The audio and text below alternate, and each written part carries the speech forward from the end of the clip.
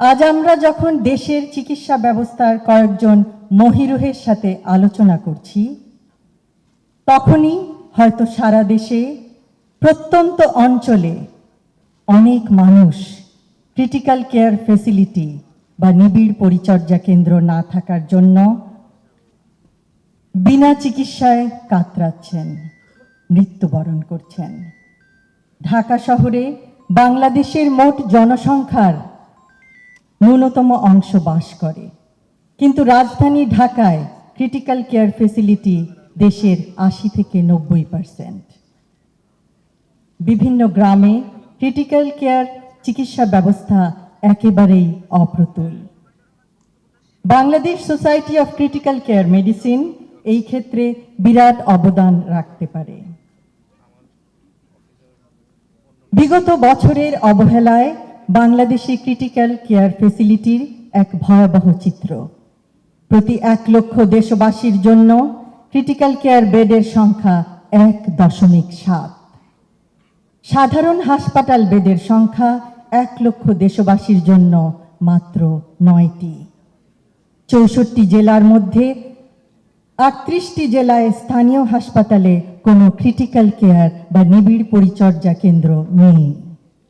দেশের ৮০ থেকে ৯০% intensive care unit রাজধানী ঢাকায় অবস্থিত, কিন্তু ক্রিটিক্যাল কেয়ার ইউনিটগুলি মূলত বড় শহরের হাসপাতালগুলিতে।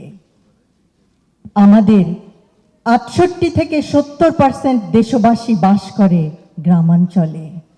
তাহলে তারা কিভাবে ক্রিটিক্যাল কেয়ারের মতো সেবা পাবে? কেউ অসুস্থ হলে তার জন্য কিভাবে সর্বোচ্চ চিকিৎসা সেবা প্রদান করা যাবে? নবজাতক শিশু, অন্তঃসত্ত্বা মা, নিউমোনিয়া বা স্ট্রোকে আক্রান্ত বয়োবৃদ্ধ অথবা সড়ক দুর্ঘটনায় আহত তরুণ সকলেই ক্রিটিক্যাল কেয়ারের অভাবে শীঘ্রই মৃত্যুর কোলে ঢলে পড়ছে।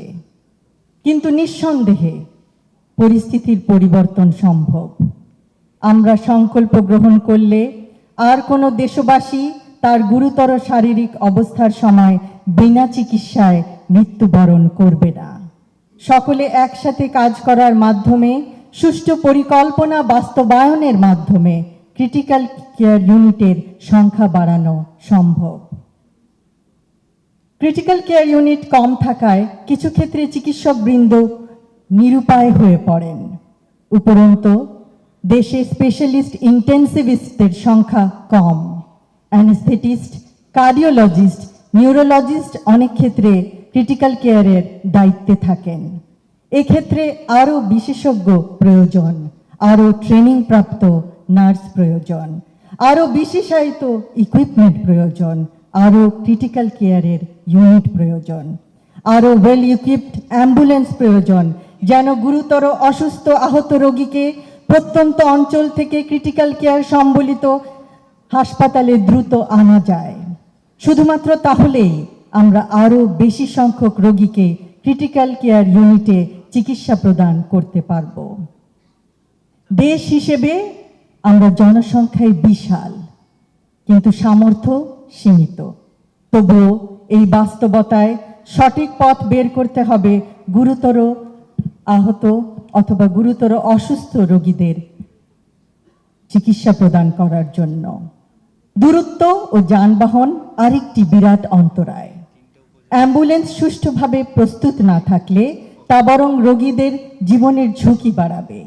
প্রত্যন্ত গ্রামাঞ্চলে ক্রিটিক্যাল কেয়ার প্রদান করতে না পারলেও অন্তত প্রপারলি ইকুইপড অ্যাম্বুলেন্স দ্বারা রোগীদের সদর হাসপাতালে আনা যায়। সদর হাসপাতালগুলিতে ক্রিটিক্যাল কেয়ার ইউনিট নিশ্চিত করা হলে নিশ্চয়ই পরিস্থিতির উন্নতি সম্ভব। আশা করব আগামীতে ক্রিটিক্যাল কেয়ার চিকিৎসা সেবার অভাবে মৃত্যুর হার যেন আর বেড়ে না যায়। একটি মৃত্যু একটি পরিবারকে সর্বশান্ত করে দেয়। সুষ্ঠু ব্যবস্থা অনেক স্থানে না থাকলেও চিকিৎসক ভাই ও বোনেরা অক্লান্ত পরিশ্রমের দ্বারা অপরিসীম নিষ্ঠায় দেশের নিবিড় পরিচর্যা বা ক্রিটিক্যাল কেয়ার সেবা দিয়ে সুস্থ করে তুলছেন, পরিবারের আশার আলো হয়ে দাঁড়াচ্ছেন।